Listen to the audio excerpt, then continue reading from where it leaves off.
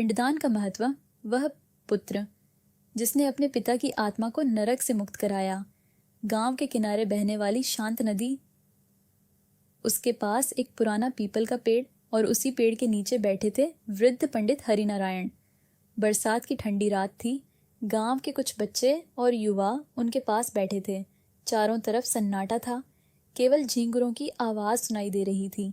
तभी एक लड़के ने पूछा, बाबा, लोग कहते हैं कि पिंडदान न करने से आत्मा भटकती रहती है, क्या यह सच है? पंडित हरिनारायण की आंखें अचानक गंभीर हो गईं।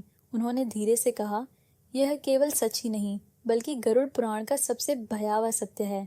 आज मैं तुम्हें ऐसी कथा सुनाऊंगा जिसे सुनकर मृत्यु का भय भी छोटा लगेगा। बहुत समय पहले काशी के पास एक गांव था, शिवपुर। उस गांव में धर्मदास नाम का एक धनी व्यापारी रहता था। धन, जमीन, नौकर, किसी चीज की कमी नहीं थी। लेकिन धर्मदास का एक दोष था, वह अत्यंत लालची और अहंकारी था। वह गरीबों को दान नहीं देता था, ब्राह्मणों का अपमान करता था और सबसे बड़ा पाप, वह अपने बूढ़े माता पिता को बोझ समझता था। उसके पिता कई बार कहते, बेटा, धन साथ नहीं जाएगा, अच्छे कर्म कर ले।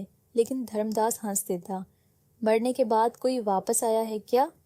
समय बीतता गया। एक दिन उसके पिता की मृत्यु हो गई। गांव वालों ने कहा, धर्मदास, अपने पिता का श्राद्ध और पिंडदान विधि से करवा लो। लेकिन धर्मदास ने क्रोध में कहा, मरने वाले मर गए, अब इन कर्म कांडों पर धन क्यों बर्बाद करूं? उसने ना श्राद्ध किया, ना तर्पण, ना पिंडदान। उस रात पहली बार उसके घर में अजीब घटनाएं शुरू हुईं। रात के तीसरे पहर अचानक पूरे घर में बदबू फैल जाती। दीवारों पर किसी के नाखूनों के निशान दिखते और आंगन में कोई बूढ़ी आवाज रोती, मुझे भूख लगी है, मुझे जल दो। धर्मदास डर गया, लेकिन उसका अहंकार अभी भी जीवित था। कुछ दिनों बाद उसकी माँ भी मर गई। इस बार भी उसने कोई संस्कार नहीं किया। अब घर नरक बन चुका था। रात होते ही दरवाजे अपने आप खुलने लगते, रसोई में बर्तन गिरते और छत पर किसी के घसीटने की आवाज आती। एक रात धर्मदास ने अपनी आंखों से देखा, उसके मृत पिता दरवाजे पर खड़े थे, चेहरा जला हुआ, आंखें धंसी हुई और शरीर पर घाव। वे कांपती आवाज में बोले, पुत्र, हमें मुक्ति दे दे, हम प्रेत योनि में भटक रहे हैं। धर्मदास भय से कांप उठा। अगले दिन वह गांव के ज्ञानी संत स्वामी वेदानंद के पास पहुंचा। उसने रोते हुए सब बताया। स्वामी वेदानंद ने आंखें बंद की और बोले, गरुड़ पुराण में लिखा है, जब पुत्र अपने पितरों का पिंडदान नहीं करता तो मृत आत्मा प्रेत योनि में भटकती रहती है। उन्होंने आगे कहा, मृत्यु के बाद आत्मा को यमलोक तक की यात्रा करनी पड़ती है। वह यात्रा अत्यंत भयानक होती है। आत्मा को भूख लगती है, प्यास लगती है, लेकिन बिना पिंडदान के उसे कुछ प्राप्त नहीं होता। धर्मदास कांप गया। क्या मेरे माता पिता अभी भी कष्ट में हैं? स्वामी बोले, हाँ, और हर दिन उनका कष्ट बढ़ रहा है। उन्होंने गरुड़ पुराण का वर्णन करना शुरू किया। मृत्यु के बाद आत्मा को 13 दिनों तक पृथ्वी के आसपास रहना पड़ता है।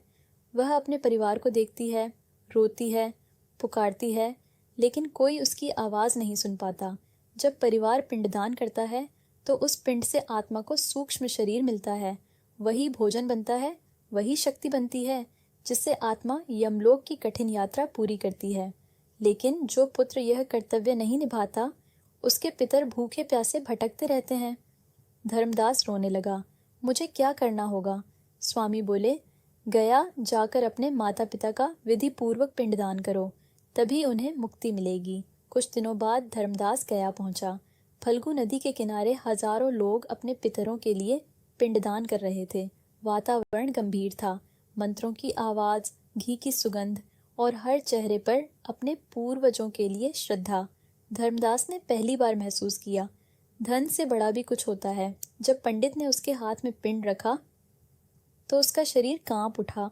उसने रोते हुए कहा, पिताजी, माताजी, मुझे क्षमा कर दीजिए।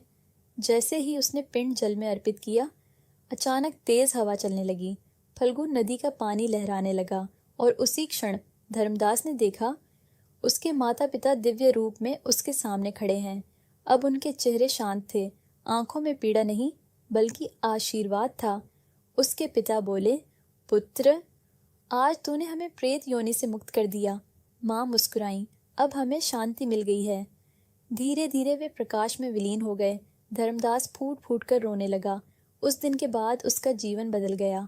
वह दान करने लगा, गरीबों की सहायता करने लगा और हर वर्ष अपने पितरों का श्राद्ध करने लगा। पंडित हरिनारायण ने कहानी समाप्त की। चारों तरफ सन्नाटा था। पीपल के पत्ते हवा में हिल रहे थे। उन्होंने धीमी आवाज में कहा, गरुड़ पुराण कहता है, जो अपने पितरों का सम्मान करता है उसके घर सुख और शांति आती है, लेकिन जो अपने पूर्वजों को भूल जाता है उसके जीवन में अदृश्य दुख प्रवेश कर जाते हैं। तभी अचानक तेज हवा चली और पीपल के पेड़ से एक सूखा पत्ता गिरकर ठीक उस लड़के के सामने आकर रुका जिसने प्रश्न पूछा था। वह डरकर कांप उठा। पंडित ने आकाश की ओर देखा और बोले, कभी भी अपने पितरों को मत भूलना, क्योंकि मृत्यु अंत नहीं, केवल एक यात्रा की शुरुआत है।